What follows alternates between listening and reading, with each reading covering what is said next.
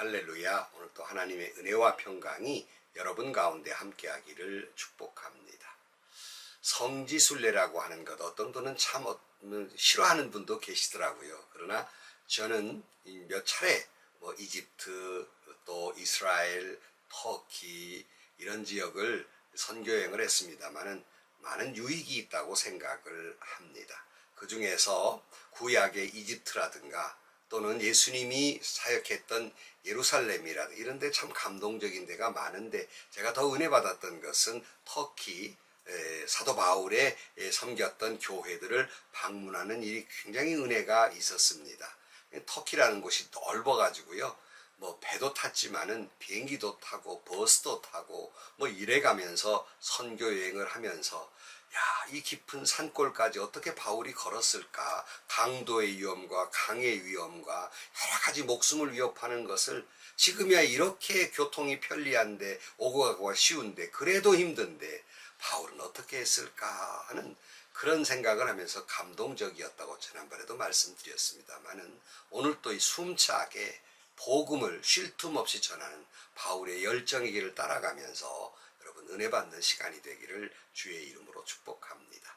오늘 아침 하나님께서 우리에게 허락해 주신 말씀은 사도행전 13장 13절에서 31절 말씀입니다.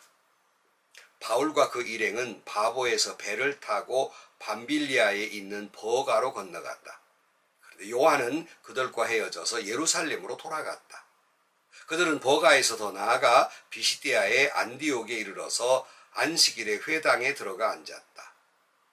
율법과 예언자의 글을 낭독한 뒤에 회당장들이 바울과 바나바에게 사람을 보내어 형제들이여 이 사람들에게 권면한 말씀이 있으면 해주시오 하고 청하였다. 그래서 바울은 일어나서 손을 흔들고 말하였다. 이스라엘 동포 여러분, 그리고 하나님을 두려워하는 사람들이여, 내 말을 들으십시오. 이 백성 이스라엘의 하나님께서 우리 조상들을 택하셨습니다. 이 백성이 이집트 땅에서 나그네 생활을 하는 동안에 이 백성을 높여주시고 권능의 팔로 그들을 거기에서 인도하여 내셨습니다. 광야에서는 40년 동안 그들에 대하여 참아주시고 가나안 땅의 7 족속을 멸하셔서 그 땅을 그들에게 유업으로 주시고 약 450년 동안 차지하게 하셨습니다. 그 뒤에 예언자 사무엘 시대에 이르기까지는 사사들을 보내주시고, 그 뒤에 그들이 왕을 요구하기에 하나님께서는 베냐민 지파 사람 기스의 아들 사울을 그들에게 왕으로 주셔서 40년 동안 그를 왕으로 섬기게 하셨습니다. 그 다음에 하나님께서는 사울을 물리치시고서 다윗을 그들의 왕으로 세우시고 증언하여 말씀하시기를, 내가 이새의 아들 다윗을 찾아냈으니 그는 내 마음에 드는 사람이다. 그가 내 뜻을 다 행할 것이다 하셨습니다. 하나님은 약속하신 대로 다윗의 후손 가운데에서 구주를 세워 이스라엘에게 보내셨으니 그가 곧 예수입니다. 그가 오시기 전에 요한이 먼저 회개의 세례를 모든 이스라엘에게 선포하였습니다. 요한은 자기의 달려갈 길을 거의 다 갔을 때 말하기를, 여러분은 나를 누구로 생각하십니까? 나는 그리스도가 아닙니다. 그는 내 뒤에 오실 터인데 나는 그의 신발끈을 풀어드릴 자격도 없는 사람입니다 하였습니다. 아브라함의 자손인 동포 여러분, 그리고 여러분 가운데에서 하나님을 두려워하는 사람들이여, 하나님께서 이 구원의 말씀을 우리에게 보내셨습니다. 그런데 예루살렘에 사는 사람들과 그들의 지도자들이 예수를 알지 못하고 안식일마다 읽는 예언자들의 말도 깨닫지 못해서 그를 정죄함으로써 예언자들의 말을 그대로 이루었습니다. 그들은 예수를 죽일 만한 아무런 까닭도 찾지 못하였지만 빌라도에게 강요하여 예수를 죽이게 하였습니다. 이와 같이 그를 가리켜 기록한 것을 다 행한 뒤에 그들은 예수의 시체를 나무에서 내려다가 무덤에 두었습니다. 그러나 하나님께서 예수를 죽은 사람 가운데에서 살리셨습니다. 아멘.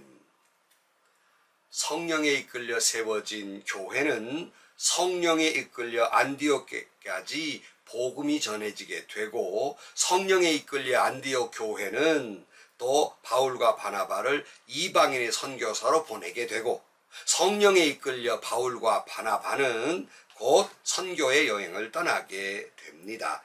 4절 말씀에 바나바와 사울은 성령이 가라고 보내심으로 실루기아로 내려가서 거기에서 배를 타고 키프로스로 건너갔다 그랬어요. 그러니까 바울과 바나바가 자기 마음대로 무슨 동쪽 전도 정책을 세워서 이렇게 간 것이 아니라 성령에 이끌려서 그들이 선교 여행을 했던 것입니다. 어떤 규칙도 어떤 규범에 의해서 정책적으로 간 것이 아니었고 성령이 가라 하시는 대로 간 거예요. 실루기아로, 키프로스로, 살레미로, 바보로 선교를 하게 됩니다. 13절 말씀. 바울과 그 일행은 바보에서 배를 타고 밤빌리아에 있는 버가로 건너갔다. 그런데 요한은 그들과 헤어져서 예루살렘으로 돌아갔다. 그들은 버가에서 더 나아가 비시디아의 안디옥에 이르러서 안식일에 회당에 들어가 앉았다. 바보에서 밤빌리아에 있는 버가로 건너가고, 근데 이때 무슨 이유인지 간에 마가 요한이 예루살렘으로 돌아가 버리고 말아요. 나중에 살펴볼 때가 있을지 모르겠습니다만은. 그리고 버가에서 이제 비시디아 안디옥에 이르러서 회당에 가게 됩니다. 자, 여기서 이상한 점 하나를 발견하게 됩니다.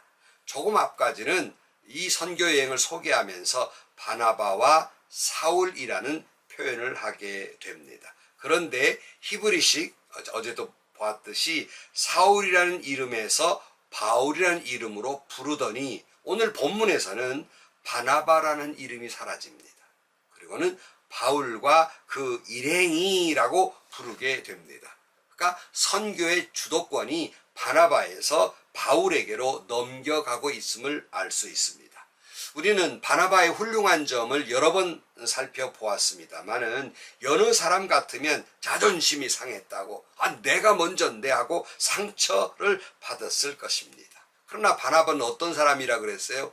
위로의 사람, 격려의 사람, 배려의 사람, 착한 사람이라고 그랬습니다. 자기 이름이 앞에 있든 뒤에 있든 사라지든 아무 상관이 없었어요. 오직 주님의 복음만 전해진다면 그는 아무런 상관이 없었어요. 주님 앞에 세례 요한이 있었던 것처럼 바나바는 오직 예수님만 영광을 받으면 그걸로 좋겠던 겁니다. 성도 여러분, 교계 지도자 여러분, 우리는 바나바에게서 많은 것을 배워야 할 것입니다. 우리도 모두 이런 신앙인들이 되기를 축복해요. 위대한 이인자, 무대 뒤의 영웅, 이들이 돼야 하는 거예요. 근데 목사님 여러분도 다 교계의 행사, 연합 행사라든가 교단의 행사를 참여하면서 부끄러운 점이 있잖아요. 연합 집회나 교단 내 행사든지 간에 목사님 중에는 왜 내 이름이 거기에 빠져 있냐고 야단을 합니다. 내 이름이 앞에 있냐 뒤에 있냐고 마음 상해합니다. 연합 집회 같은 경우는 강사가 누구냐, 우리 교단의 목사님이냐 아니냐, 이것 때문에 싸웁니다. 그리고 내가 어느 행사에 순서에 내가 들어갔냐 안 들어갔냐고 야단이 납니다. 참 부끄러운 일이에요.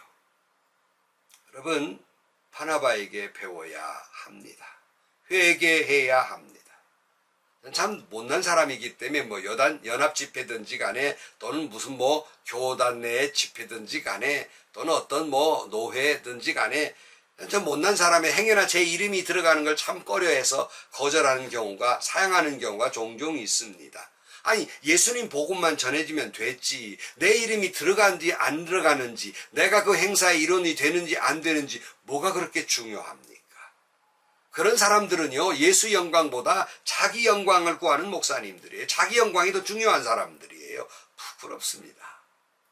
자, 회당에 들어간 바울과 바나바에게 말씀을 전해줄 걸 요청하게 돼요. 15절, 율법서와 예언자의 글을 낭독한 뒤에 회당장들이 바울과 바나바에게 사람을 보내어 형제들이여 이 사람들에게 권면할 말씀이 있으면 해주시오 하고 청하였다. 그래서 바울은 일어나서 손을 흔들고 말하였다. 이스라엘 동포 여러분, 그리고 하나님을 두려워하는 사람들이여 내 말을 들으십시오. 그랬어요.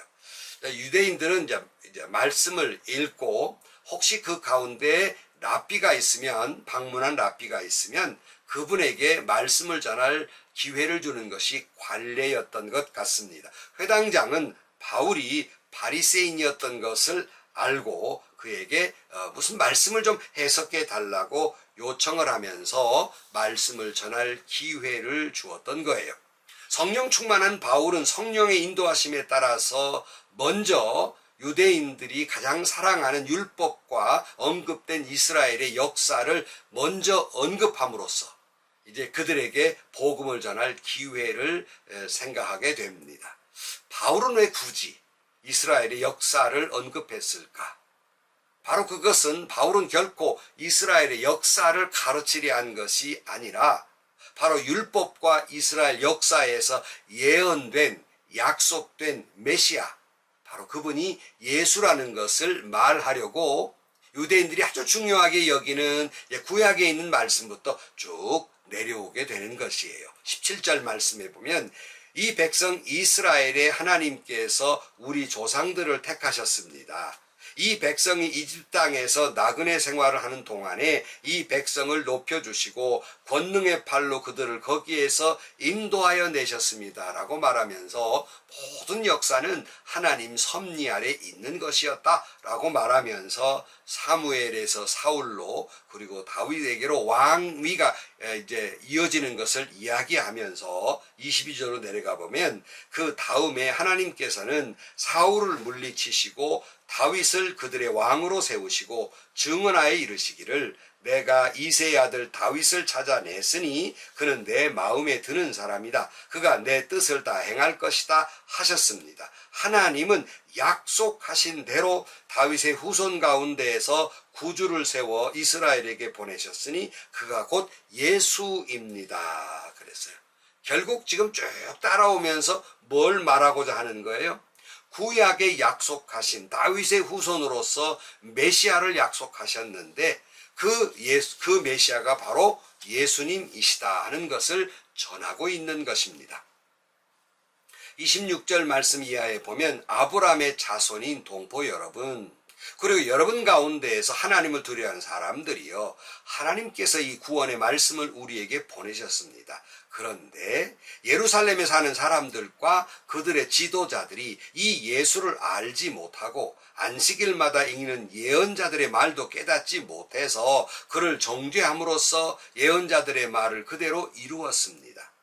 그들은 예수를 죽일 만한 아무런 까닭도 찾지 못하였지만 빌라도에게 강요하여 예수를 죽이게 하였습니다. 이와 같이 그를 가리켜 기록한 것을 다 행한 뒤에 그들은 예수의 시체를 나무에서 내려다가 무덤에 두었습니다. 그러나 하나님께서 예수를 죽은 사람 가운데에서 살리셨습니다. 그래서 예수는 자기와 함께 갈릴리에서 예루살렘으로 옮겨간 사람들에게 여러 날 동안 나타나 보이셨습니다. 이 사람들은 지금 백성에게 예수의 증인입니다. 그랬어요.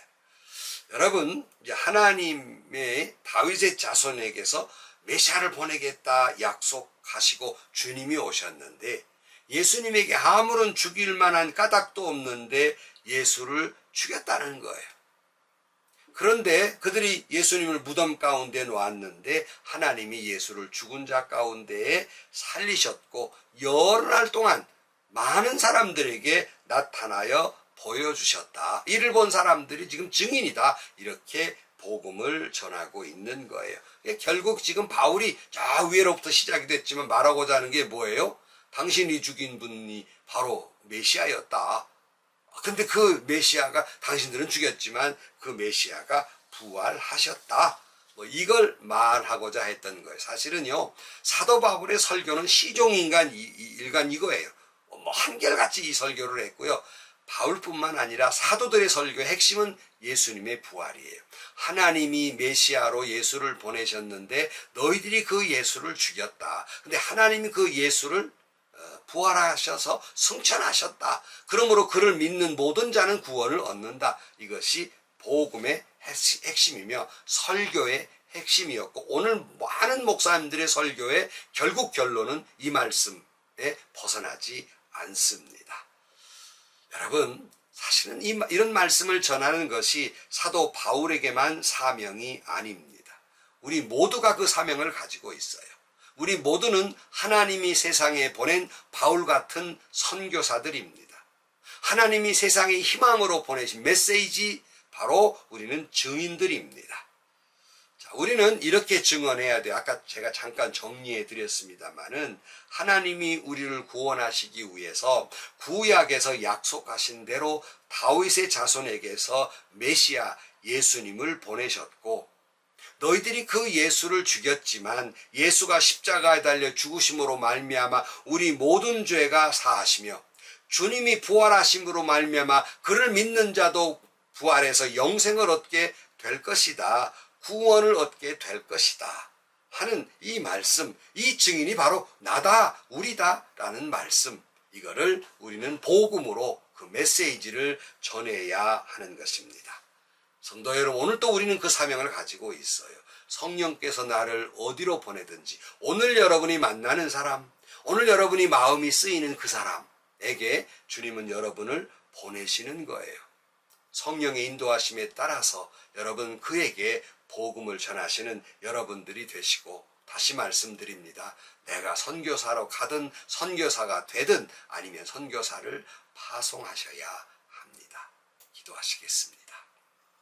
하나님 아버지, 사도 바울이 복음이 끌어올라서 그 열정으로 성령 충만해서 숨이 차도록 달려가 예수는 그리스도라고, 그를 믿는 자는 구원을 얻는다고 전하였던 열정이 우리에게도 성령 충만히 주셔서 복음을 전하는 예수의 증인으로 살아가게 하여 주옵소서. 예수님의 이름으로 기도하옵나이다. 아멘. 여러분, 외국으로 나가신 분만 선교사가 아닙니다. 여러분 모두는 선교사예요. 여러분의 교회에서 하나님이 세상에 파송한 선교사들이고요. 또 하나님이 여러분의 가정의 회사에 파송한 선교사들이고 학교에 파송한 선교사들입니다. 그 사명 감당하셔야 됩니다. 여러분 성령 충만해서 용기 내서 예수는 그리스도라고, 그를 믿는 자는 구원을 얻는다고 복음을 전하시기를 축복합니다. 행복하시고요, 좋은 일이 가득한 하루가 되시기를 주님의 이름으로 간절히 축원합니다.